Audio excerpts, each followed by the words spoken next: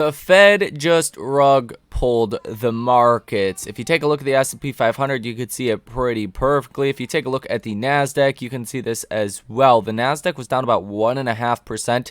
The S&P and the NASDAQ trending down in after hours as well. So this selling could be here to stay for quite a while. Now, there's three things specifically the Fed said that caught the markets off guard that to some degree rug pulled the markets. Now, this rug pull is based on markets' expectations and what we ultimately got. A rug pull has nothing to do on a rate hike or a rate cut or anything of that nature.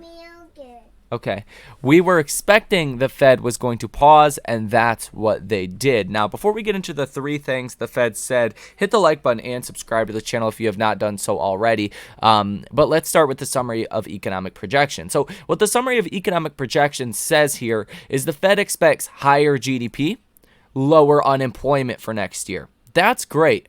But the Fed did not change their targets for inflation. And the Fed also raised their Fed funds rate, projected rate by the end of next year. So instead of at the June meeting pricing in 3 to 4 rate cuts in 2024, now the Fed is saying you might get 1 to 2 rate cuts in 2024. Now, this initially caused markets to fall a little bit. This caused the initial, if we look at the S&P, that summary of economic projections caused this drop right here. Really wasn't that aggressive. It was in the grand scope of things. It was a 0.27% candle, and then the markets kind of recovered, and then you cratered throughout the rest of the day. As the press conference kept going along, things just kept getting worse and worse.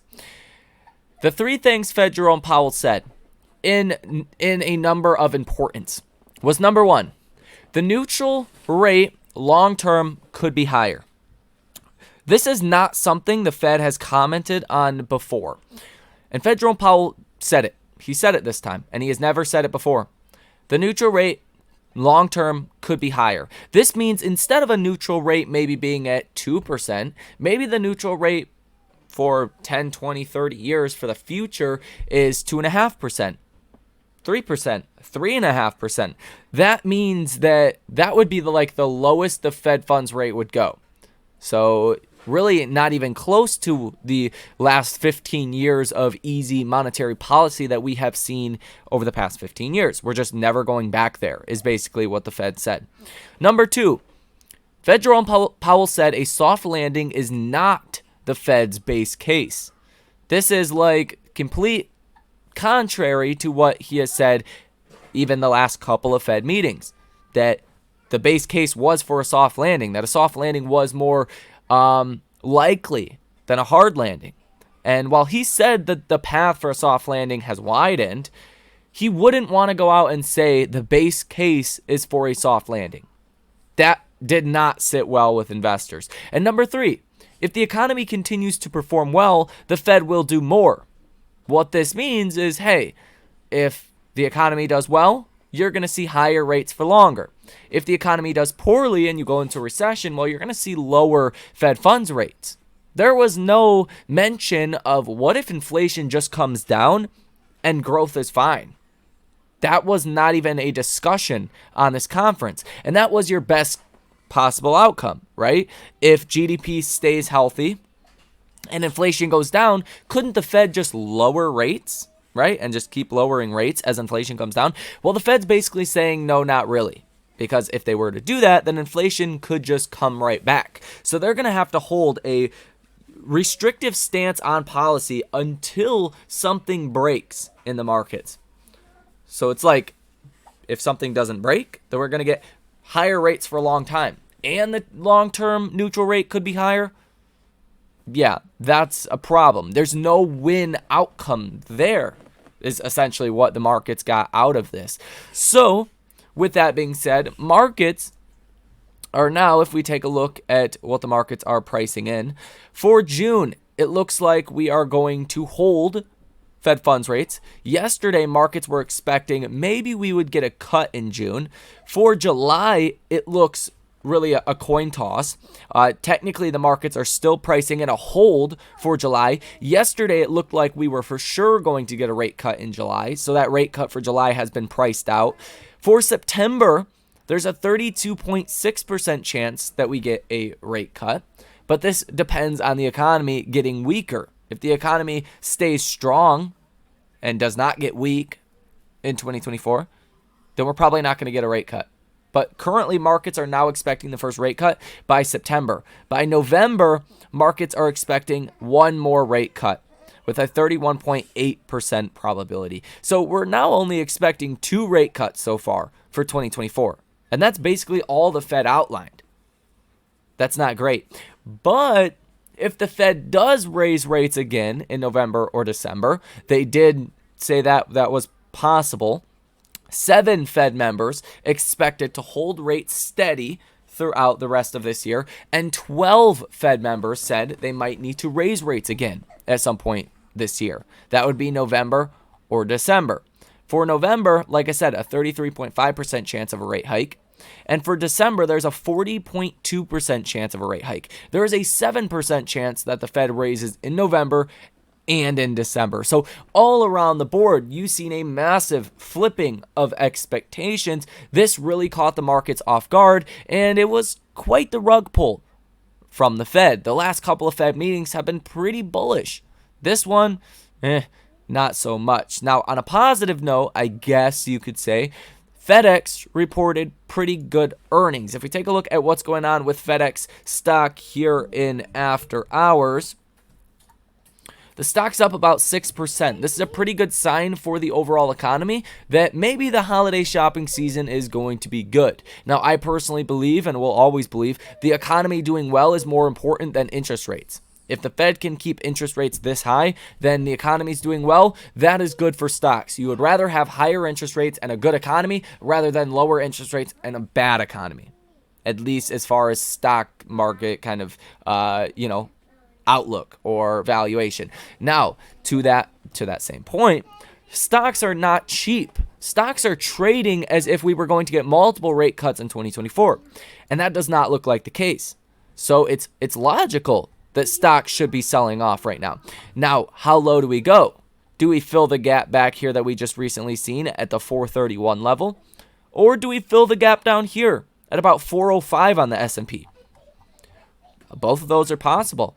You could see some pretty big downside over the next couple of days, the next, couple of weeks or so. So maybe having some hedges on your portfolio right now does not sound like a terrible idea. If you guys want to come trade with us live in real time, link down below in the description of this video. But there is that AMC stock, on the other hand, did pretty dang well, all things considered. AMC stock did not sell off to the same degree as the markets. AMC stock sold off 1.09% today, but that's a really good day for AMC any day, much less when the NASDAQ is down 1.5%. AMC stock is actually positive in after hours by about 0.12%. So pretty good day, believe it or not, today for AMC stock. And it looks like some buyers did step in today, and there was some support with AMC stock, and lo and behold, you ended the day above the 8-day moving average at $7.98 per share. This is this is 1, 2, 3, 4 days in a row now.